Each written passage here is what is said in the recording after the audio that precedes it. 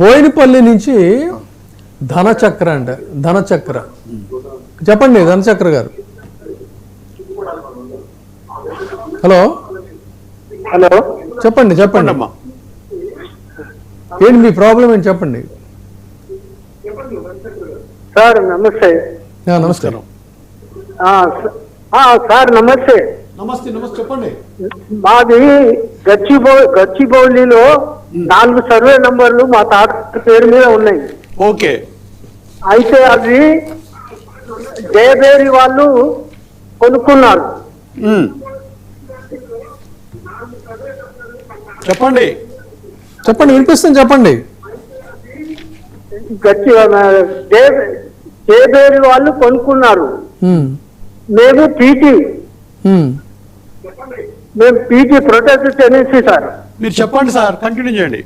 అయితే మాది ఆ తర్వాత ఆయన లింగంతో ఉన్నట్టు ఒక డాక్యుమెంట్ సృష్టించి 65లో ఆయన 1954లో మా తాతగారి పేరు మీద శాస్త్రపాణిలో పేరు వచ్చింది. వాళ్ళు కొన్నట్టుగా డాక్యుమెంట్స్, అదే డాక్యుమెంట్ మీద మళ్ళా మురళీమోహన్ కొన్నట్టు అక్కడ కొని వాళ్ళు డెవలప్ చేశారు సార్, ఫేక్ డాక్యుమెంట్స్. అయితే అక్కడ లింగమ్మ అని ఆ ఊరు గ్రామ పట్టేదారు. ఇప్పుడు చెప్పండి, ఫాస్ట్ గా చెప్పండి, ఫాస్ట్ గా చెప్పండి, స్పీడ్ గా చెప్పండి. గ్రామ పట్టేదారు ఆమె పేరు, ఆమె దగ్గర మేము పీటీ. ఓకే. అయితే మేము పీటీ అమ్మలేదు, లింగమ్మ. డాక్యుమెంట్స్ సరే, ఇప్పుడు ఏంటంటే అర్థమైంది. ఇప్పుడు ఫేక్ డాక్యుమెంట్స్ హైదరాబాద్ లో ఇంకో పెద్ద సమస్య ఏంటంటే ఇలా డాక్యుమెంట్స్ మన దగ్గర ఉన్నాయి. మీ డాక్యుమెంట్స్ వచ్చినాయండి, మార్కెట్ లో తిరుగుతున్నాయి మీ డాక్యుమెంట్స్ అన్ని. ఉపాల కూడా సర్వే నెంబర్ 4 సర్వే నెంబర్లలో జయబేరి వాళ్ళు బ్లూ షీట్స్ కూడా పెట్టారు. అది కరెక్టేనా? కట్ చేశాడు నేను.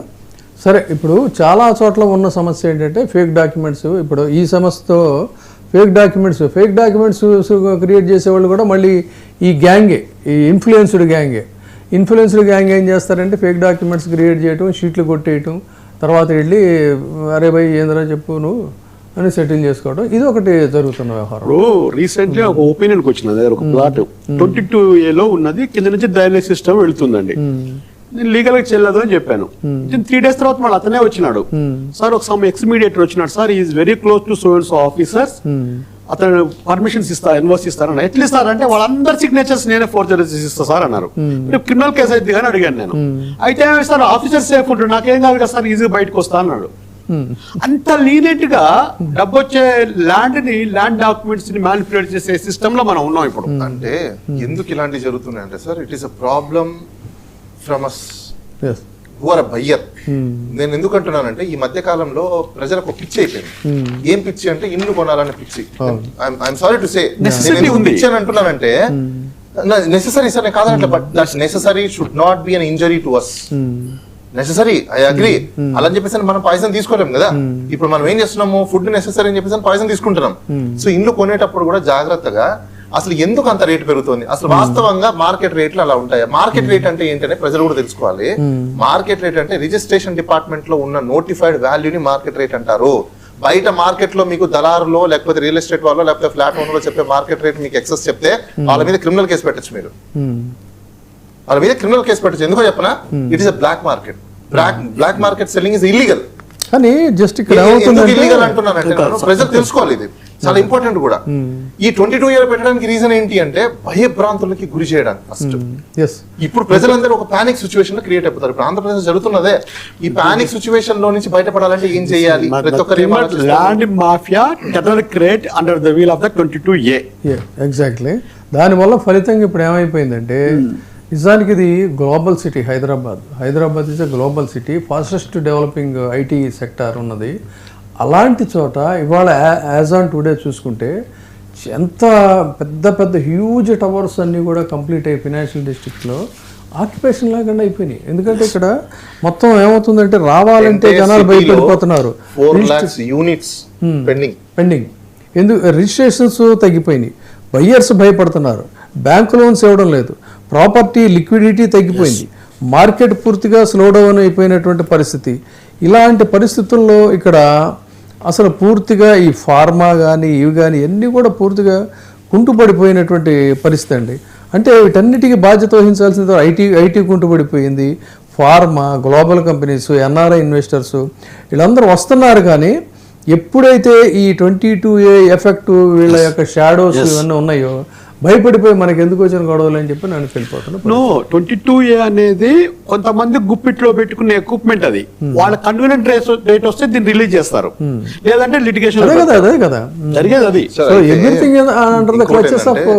ఇండియాలో మనకు సర్వేలు చాలా సార్లు జరిగాయి, స్టేట్ సర్వేలు కండక్ట్ చేశారు, సెంట్రల్ సర్వేలు కూడా కండక్ట్ చేశారు. ప్రతి ఒక్కరి దగ్గర బ్లూ ప్రింట్స్ ఇప్పుడు కూడా మ్యాప్స్ ఉన్నాయి కదా, మ్యాప్ లో ఇంకోటి ఏంటి నోటిఫైడ్ కూడా ఉంటాయి zones, commercial zone, non commercial zone, mixed zone, events కూడా ఉన్నాయి. అంటే ఆల్రెడీ మనకి ఎగ్జిస్టెన్స్ ఉన్నప్పుడు ఎందుకు కన్ఫ్యూజన్ వస్తుంది ఆఫీసర్లకి? నా క్వశ్చన్, నేను ఎందుకు ఆఫీసర్ల మీద ఇన్వెస్టిగేషన్ చెయ్యాలి, వాళ్ళ మీద ఎంక్వైరీ సెటప్ చేయాలి అని అంటున్నానంటే ఈ ఆఫీసర్లు కొల్యూడ్ అయ్యి మినిస్టర్లతో ఎమ్మెల్యేలతో చేసే ఒక ఇల్లీగాలిటీస్ ఇవి. They are appointed by their concern MLA Vincent Francis మీద వీళ్ళు అపాయింట్ అవుతున్నారు. అదే కదా ట్రాన్స్ఫర్ ఆఫ్ అపాయింట్మెంట్. ఈ బ్రదర్ చెప్పినట్లు లైవ్ ఎగ్జాంపుల్ అయ్యప్ప సొసైటీ అండి, అది 22A ఉంది ప్లస్ సుప్రీంకోర్టు స్టే ఉంది. వాళ్ళు వెళ్ళి ఎవరైనా సరే, ఏ ప్రజలైనా సరే, ఇండియా నుంచి ఎవరు వెళ్ళి అయ్యప్ప సొసైటీలో మీకు హౌస్ కన్స్ట్రక్షన్ పర్మిషన్ ఉందా అని అడగండి, లేదు ఎక్కడ కొన్నారో అడగండి. హైదరాబాద్ లో ఏ ల్యాండ్ అయినా కూడా 30 years బ్యాక్ నీకు ఎవరి దగ్గర నుంచి వచ్చిందని అడగండి. ఇప్పుడు ఎందుకు కట్టారు హైరేజ్ జోన్ అడగండి. ఆ డాక్యుమెంట్ చూడండి, 90% management illegality with the support of the then present and the then government support, higher officer support. ఒకటేనండి, మిడిల్ క్లాస్ పర్సన్ అవుట్స్కర్ట్స్ లో ఇల్లు ప్లాట్ కొనుక్కొని ప్రొటెక్ట్ చేసుకొని ఇల్లు కట్టుకోవాలనుకుంటే జనరల్ లా ఏముంటది, registration office, construction permissions, municipal సరిపోతుంది. ఇక్కడ journalist, police, advocate, court, local goondas, the then politicians, present politicians, coming generation politicians, neighbours, వీళ్ళందరికీ షేర్ ఇచ్చేస్తే ల్యాండ్ వాల్యూ పెరిగిపోయింది. వీళ్ళందరినీ ప్రొటెక్ట్ చేసుకోవాలంటే మాఫియా చేతుల్లోకి పెద్ద ల్యాండ్ తీసుకొని మాఫియా డెవలప్ చేసేసి with the support of the higher authorities mafia develop చేసిన దానికి ఎన్ఆర్ఐ పిల్లలు కొనుక్కుంటున్నారు, కష్టపడే డబ్బుతో కొనుక్కుంటున్నారు. But still there is no guarantee. No guarantee. So what is your remedy? Sir, the remedy is very simple, sir. As I told earlier, in the name of a necessity or essential, we should not harm ourselves. Yeah. అంటే ఇది important necessity కదా అని చెప్పేసి నన్ను నేను harm చేసుకోవడానికి లేదు. అంటే ఇప్పుడు నేను బతకాలని చెప్పేసి ముందు దూకి చచ్చిపోవడం కాదు. బతకాలన్నప్పుడు ఫస్ట్ బతకడానికి కావాల్సిన నెసెసిటీస్ ఏంటి? ఇండ్లు కొనాలి. ఇండ్లు కొనాలన్నప్పుడు మీరు ఒక 1000 రూపాయలు, 10,000, 20,000 ఖర్చు పెట్టి ప్రాపర్ లీగల్ ఒపీనియన్ తీసుకొని ఆ అపార్ట్మెంట్ రైట్ ఆర్ రాంగా, ఎందుకంటే మీరు 40 లక్షలు, 50 లక్షలు, ₹1 కోటి పెడుతున్నారు. ఈరోజు అయ్యప్ప సొసైటీలో 70-80 లక్షలు పెట్టి కొంటున్నారు. ఆల్ ఆఫ్ సడన్ గా సుప్రీంకోర్టు మనం చూసాం హై టవర్స్ ఎలా అయితే కూలగొట్టిందో, అయ్యప్ప సొసైటీని మొత్తం తీసవతల పడిన సపోజ్ యాజ్ పర్ లా అంటే ఇది ఓన్లీ ఇల్యూషన్స్ అంటున్నా. కోర్టు ఒకవేళ మొత్తం అయిపోయిన తర్వాత ఇదంతా ఇల్లీగల్ కన్స్ట్రక్షన్స్ తీసేయమని చెప్పి డైరెక్షన్ చేస్తే పరిస్థితి ఏంటి? నాకు తెలిసిన బ్రదర్ చెప్పినట్లు, నాకు తెలిసిన అయ్యప్ప సొసైటీ ఇల్లీగల్ కన్స్ట్రక్షన్ మీద లాస్ట్ 5 years నుంచి హైకోర్టులో 2000 కేసెస్ ఉంటాయి. ఇప్పుడు అదొక ఆస్పెక్ట్. బట్ ఏంటంటే అన్ని రకాల పర్మిషన్స్ అవి ఇవన్నీ తీసుకొని 70 years back, 30 years back, 40 years back అంతా ఓకే, బాగానే ఉంది, హెచ్ఎండిఏ పర్మిషన్స్ ఉన్నాయి అన్న చోట కూడా ఈవెన్ ప్రైవేట్ ప్రాపర్టీస్ ఆల్సో ఒక ప్రొసీజరల్గా కట్టుకున్న తర్వాత దానికి ఇందాక చెప్పిన ఈ సోకాల్డ్ వీళ్ళందరూ కూడా మోకాలు అడ్డు పెడతా ఉంటే దానికి అసలు రోలర్సే ఇప్పుడు ఇందాక చెప్పినట్టుగా ఎక్కడికక్కడ ఇదవుతా ఉంటే అప్పుడు వీళ్ళు హెల్ప్లెస్ కండిషన్లో పడిపోతున్నారు. కోర్టు నుంచి ఆర్డర్ తెచ్చుకున్న కోర్టు ఆర్డర్ కూడా ఇంప్లిమెంట్ చేయని పరిస్థితి ఉంటా ఉంది.